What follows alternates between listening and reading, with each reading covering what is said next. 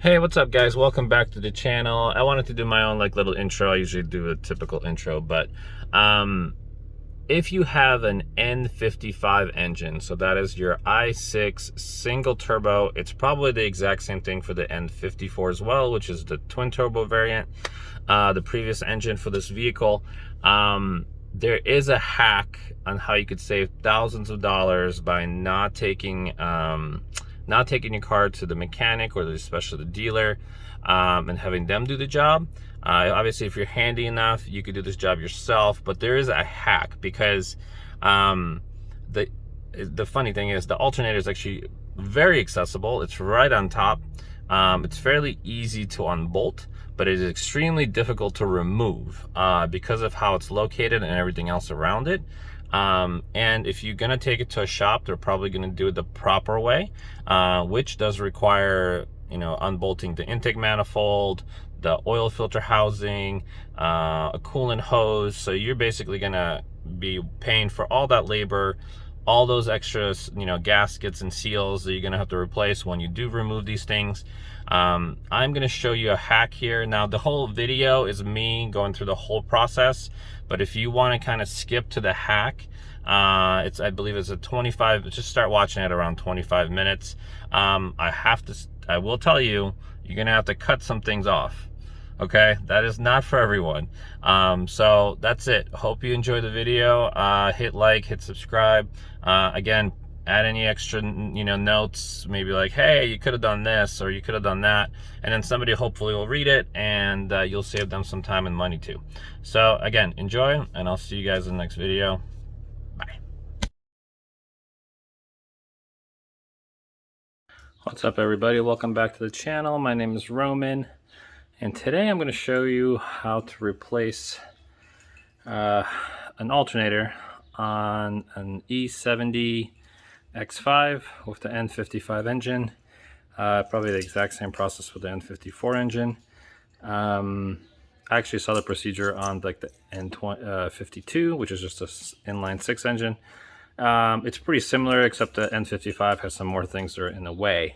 So we're gonna do that. And it's, Friday evening, so what else would I be doing but fixing my wife's X5, our family hauler.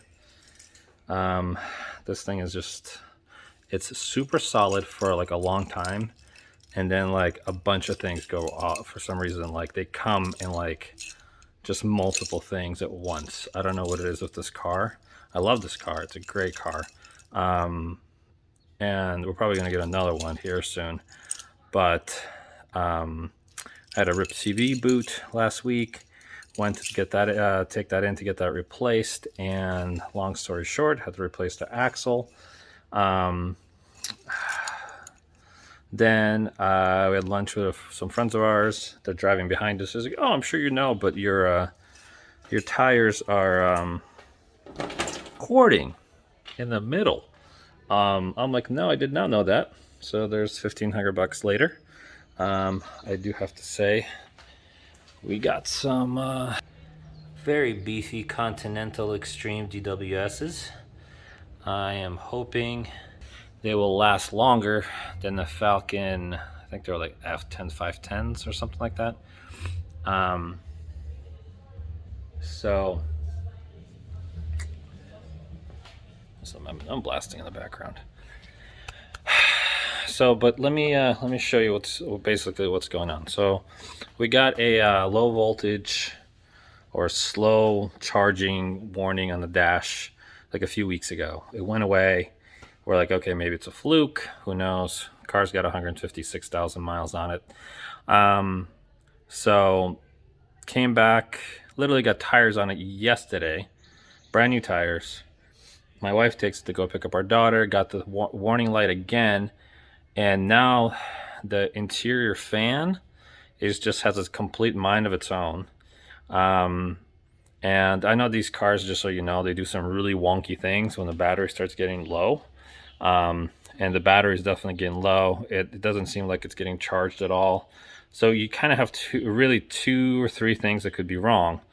Either your battery's bad, your alternator's bad, or your voltage regulator's bad. I have AAA, so I had them come out to do the battery service that they offer to its members. They checked it and they said that the alternator is like putting out very low voltage. So I can't get this car to the shop unless I tow it. It literally will die. Even me just moving this car around in here, even when the AAA guys were here, it would turn on, it would stay on for like a minute, and then it would just start doing crazy things like the taillights were doing like techno beat flashing. The windshield wipers started working on their own. I had transmission warnings yesterday when I was trying to get it in here. I had ABS warnings, stability control warnings, just everything under the sun, which kind of makes you freak out because you think maybe something's very expensive is wrong. So I really hope it isn't. But let's just jump into it. Again, this is kind of like to help you. I'm not a professional mechanic. Take this as entertainment. My pain is your entertainment. And but I hopefully this helps you get through this process. So let me just show you. So here's the battery. Okay, so so I have a 2011 X5 M Sport with the third row seating, with air suspension, a bunch of other things. I don't know if any of those things matter. I apologize for this giant mess, but again, this is the family car.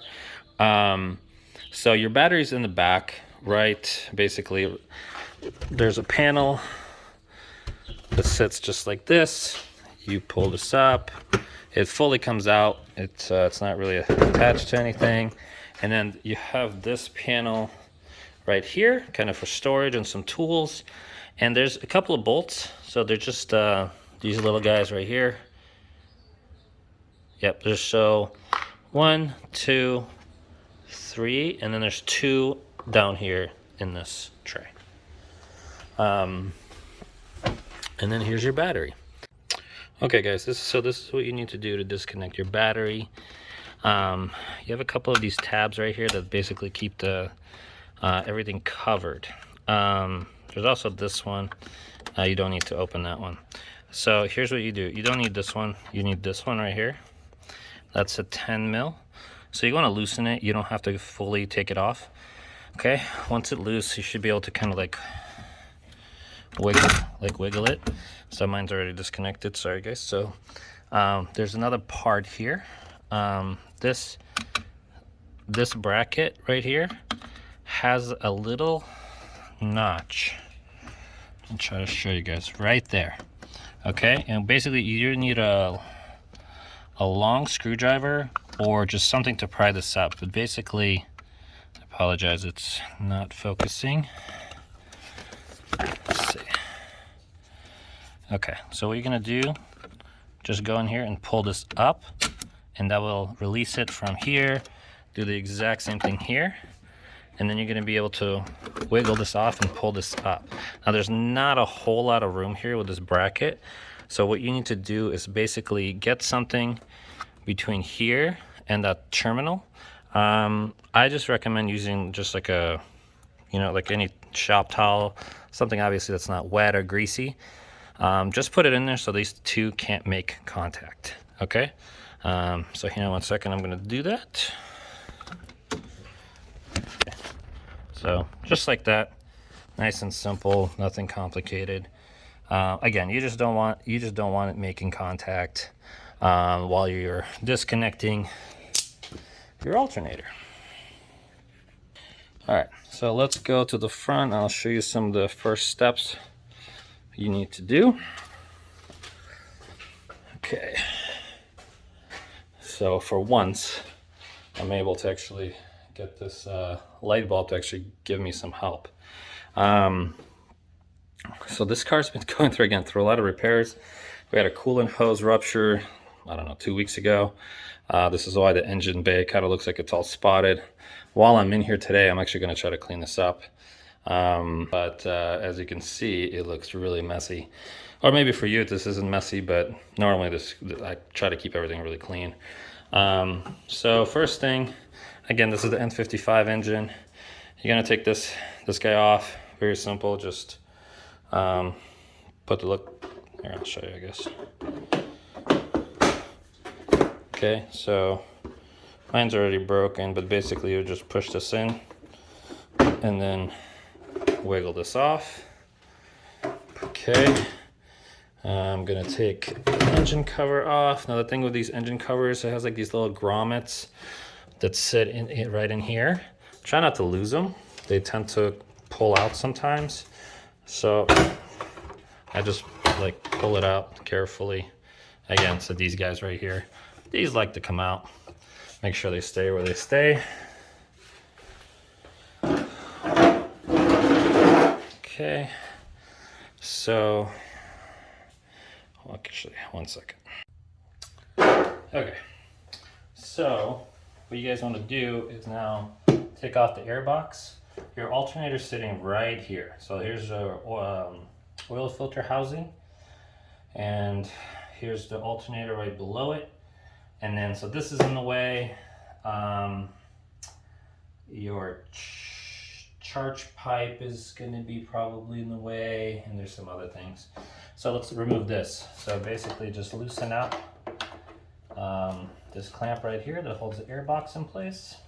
Again, you don't have to fully loosen it, and then it should pop up.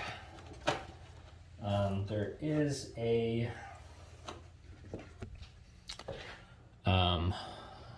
right here, there is like a rubber kind of a attachment, I don't know what you want to call it, that just holds this thing in place. Okay, now we're getting loose. Okay.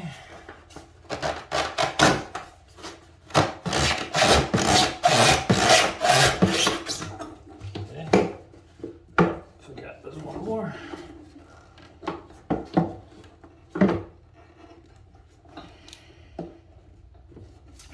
So it's the same exact thing as that other one. Just pull it up. Okay, air box should come off. Again, make sure these guys are here. I got one missing, as always.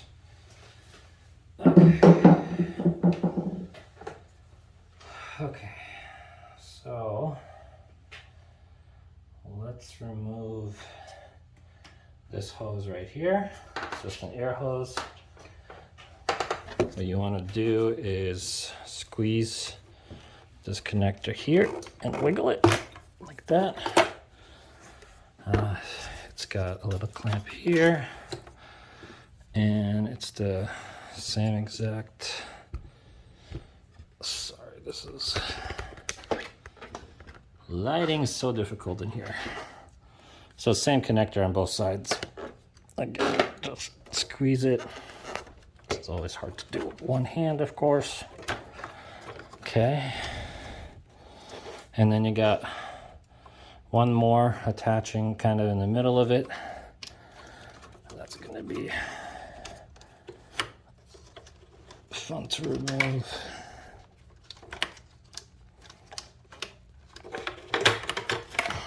Okay. I'm going to need two hands for this guy.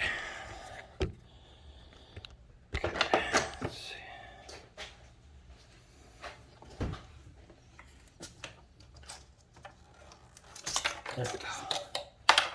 All right. Easy breezy. Okay. Hard lines. Love hard lines. All right. So we definitely have to take this guy off. So we have another line here.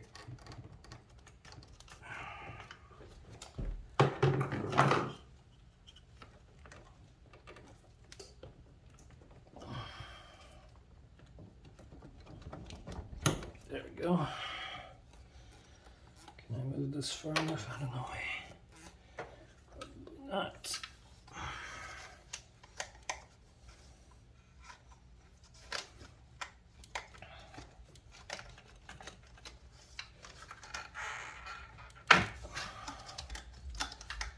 See if we can just get this far enough out of the way All right, so to take off your charge pipe, there's just a clip that slides on,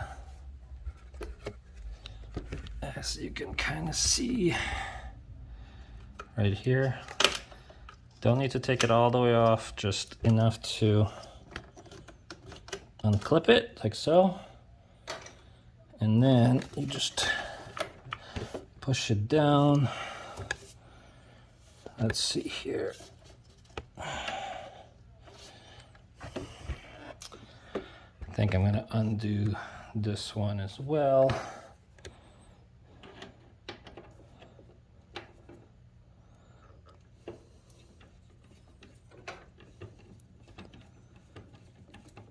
Okay. Can't just get it loose. Oh man, all this stuff is very greasy. Whew. That is extremely greasy. So I have, just so you guys know, there's a seal between this and this that's leaking. I already bought another one. I'm basically just waiting to do an oil change. So I can kind of get both of those things knocked out at the same time. I'm gonna try to clean up a lot of this stuff today.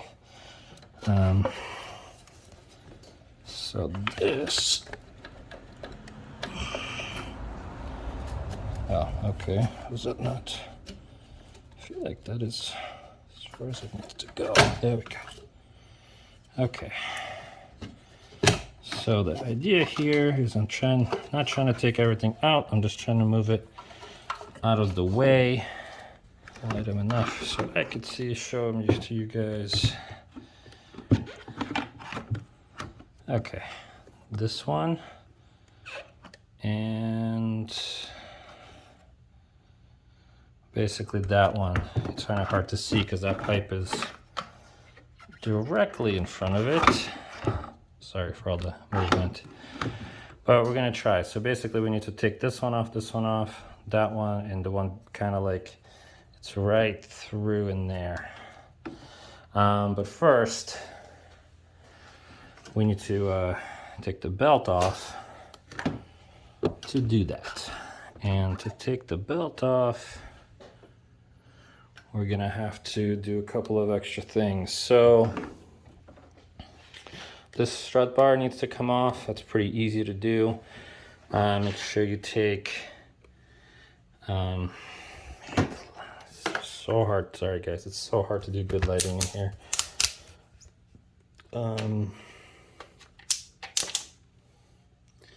So yeah, these right here will pop off. Just don't pull them too hard.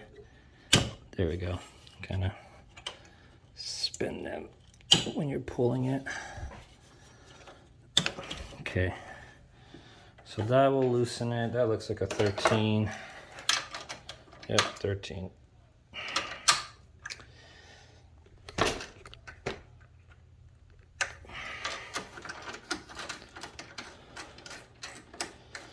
Okay, and these cars all have, well, I shouldn't say all. My car, I know, has an electric fan that sits right here. And you can pull out the whole thing, I believe, fairly easily, if memory serves me correctly. So I'm gonna take this off, and then I'll show you guys the next step. Okay guys, there's also the two hard AC lines. They clamp into these two right here. When you're pulling it out,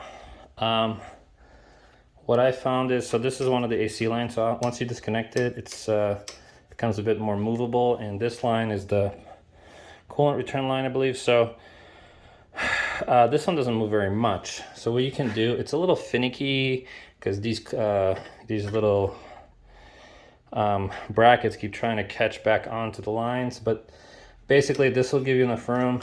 Push it through towards your passenger side. This is a US car, I'm in the US. This way, and that'll give you enough clearance to get past that, and then you can just pull it out. Fairly straightforward. More parts to come off. So the good news is I'm looking at So let's see if I can, right there, right in the middle. That is your tensioner. It's one of these, where did I put them? It's a Torx bit. And I did, oh, maybe I didn't bring it. Okay. Bear with me. Yep, they're sitting right there. Okay.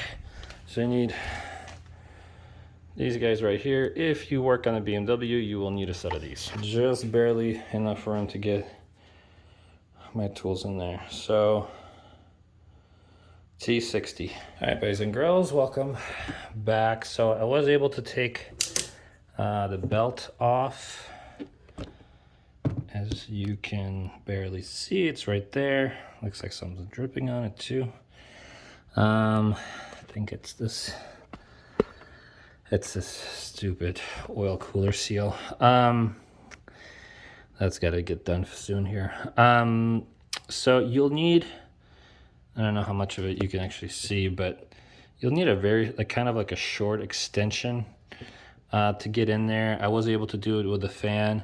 You definitely need leverage to pull this tensioner back.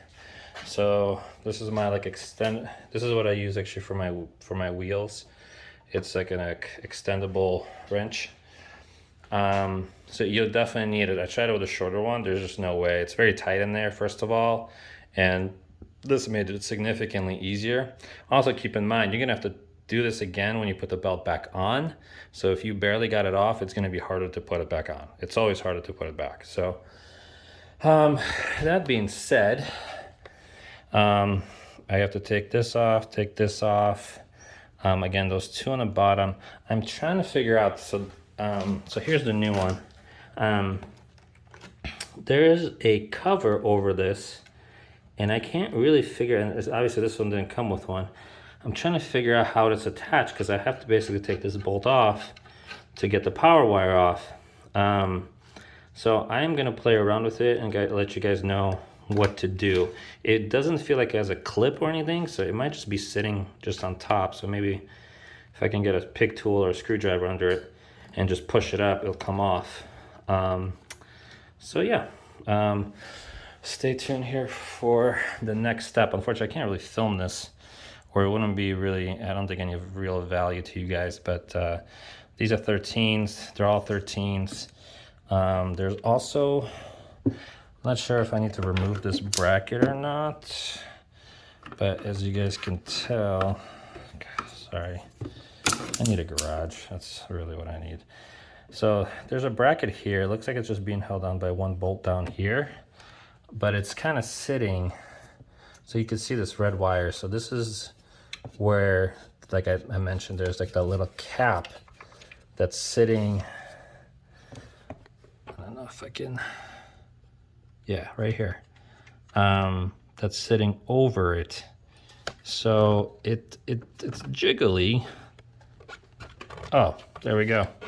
Just wiggle it off. That's all it is. It's just a cap, nothing threaded or anything. So I am gonna go take that off. I believe that should be a 13 mil nut. But that is not an easy place to get to. I think maybe from this side you'll have some room. So I'll stay tuned. I'll give you guys another. One eternity. All right, boys and girls, as you could tell, I am nice and sweaty. It's been a few hours since my last part.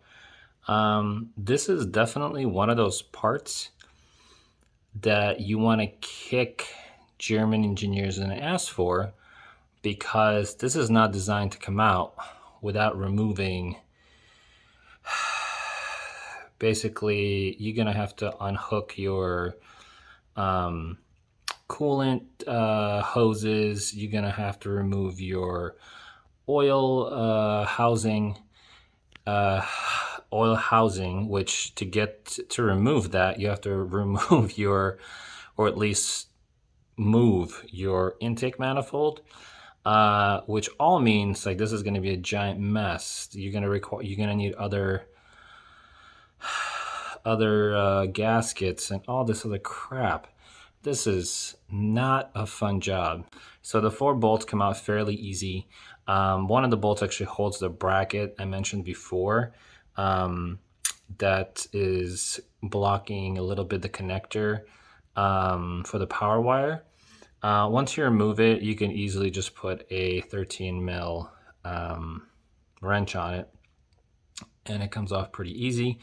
In addition, there's also a clip that you really don't see. It's kind of behind that power cable. You just have to push underneath. You'll feel a tab and then wiggle it off. That's easy. Taking the bolts out is easy. Removing the alternator is not. So I found a hack that I'm going to share with you guys. This is not for the faint of heart, but this will save you a lot of time, money, but it is frustrating and it's not an easy thing to do. So let me show you what I did. Basically,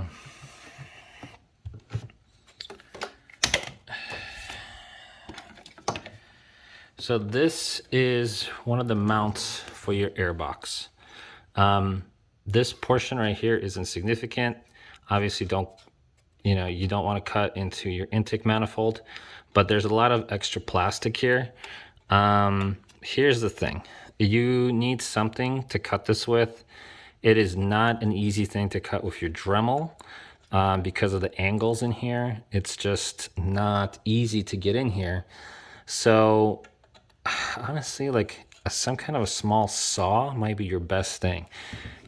This is like at minimum what you need to cut.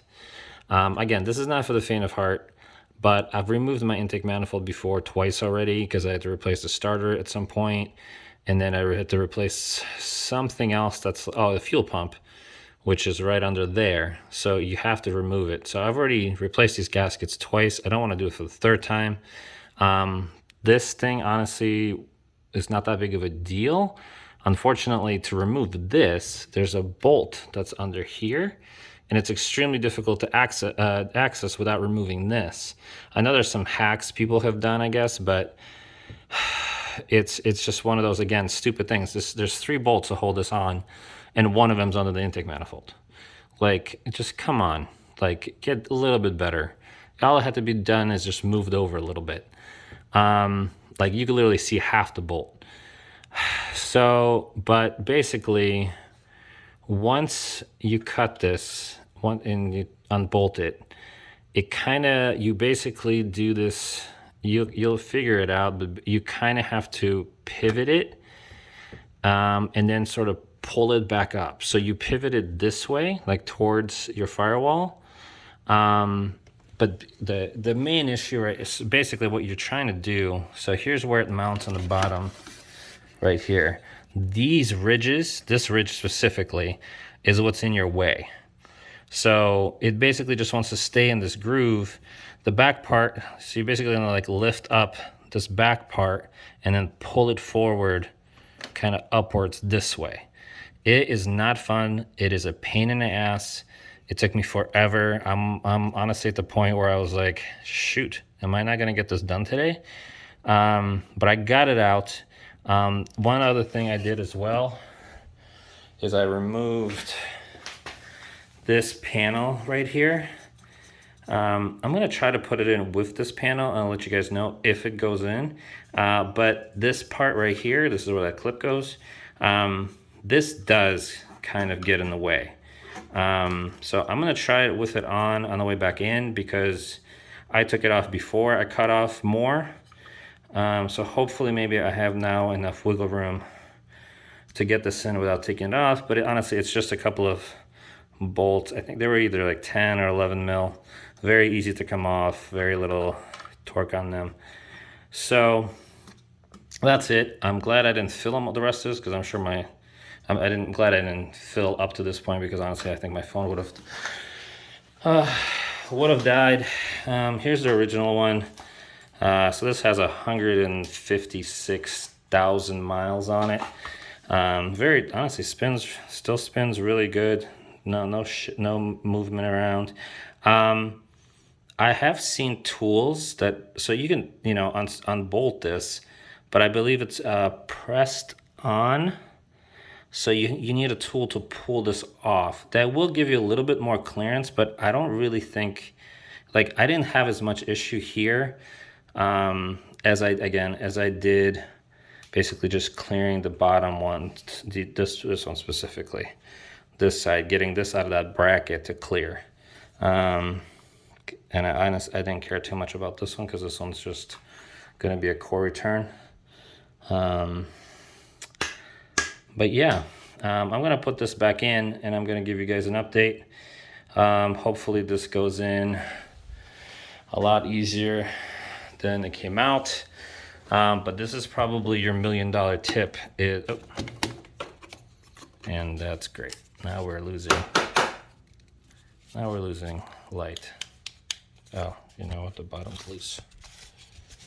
Okay, sorry about that, guys and girls. This is your tip to save yourself a lot of work, time, and energy, because I guarantee you if you took this to the dealer, they would charge you a whole lot of money to replace your alternator. Also, if you don't know, a factory alternators are like over $1,200. So if you might have noticed, I got a Duralast part. I don't think I've ever bought Duralast, but due to our current conditions where everything takes forever to get, and this is my family vehicle, I grabbed what was available. I actually had to go drive for it. It wasn't even that close, but anyhow, wish me luck. I'll update you guys with any more tips about getting this thing back in. Once it's in, it's fairly easy. I was trying to also remove that plastic connector to see if it would maybe make any difference. There's like 4 little screws. I don't think I want to take them off on the new one. It's kind of difficult to get them in. It's really difficult to see them. I left it there, so hopefully it's fine. And I can get everything back in. So, okay. Stay tuned for the last part of this. All right. I got the new one in. I had a hard time putting this in. And then I finally figured out why. The stud that comes out right there for hard to get a good view right there. On this alternator, it was quite a bit longer than the factory one. And what was causing, it was basically not letting me push in the alternator in its kind of like final position. As soon as I cut it down, this thing like just slid right in. It was extremely frustrating to have dealt with that for so long, because it looked like it wasn't lining up. It looked like it was like coming in like crooked. And but yeah, so also I did take this off because I had those issues, but I don't know if yours came with the right size stud. Maybe you won't need to. One thing of advice, if you do take this off, so here's my old one. If you do take this off, it's pretty simple. You know, there's just 3 bolts done, right? So, but you have this part. This part has to go under this part. So when you're putting that on, make sure that you put this in place first. That actually goes facing this way. Because that's actually what holds that piece in place. Yeah, like that's pretty simple. But you're gonna have to do this basically in the car upside down. So you're gonna have to hold this in place in the right spot and then screw these on. This one came off a lot easier than the aftermarket one. It definitely seems to like, it doesn't clip on, but it's much tighter. But that's it. So other than that, I'm just gonna put this back together. Of course, if you do take this off, be very careful. There's kind of pointy, sharp things in there, and then obviously you don't want to break anything inside of there. I'm not sure if you I'm sure you could if you were unlucky enough. Hopefully I didn't. And but yeah, slid right in. So I'm basically just putting this on. I'm gonna plug this one in, screw on the power lead, and then the bottom bolts, FYI, are the longer ones. And don't forget there's a bracket down there as well, and then there's the top bolts.